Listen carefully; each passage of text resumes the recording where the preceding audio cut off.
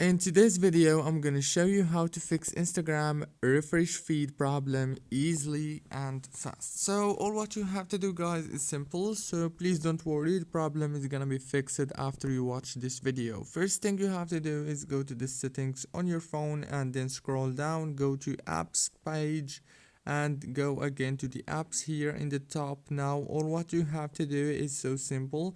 Just wait a few seconds, it will start loading this page, then scroll down like this and go to the Instagram right here and then click on the data usage and make sure to scroll down and disable the background data and the roaming data, then go back.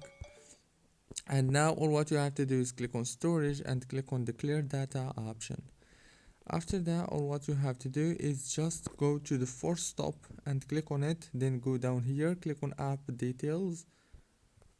After you click on app details, it will take you directly to the Play Store and it will give you this option of the update if there is a new update for your Instagram. Then click on it and wait a few seconds and everything is gonna be done. Don't forget to like, subscribe. Thank you for watching until the very end.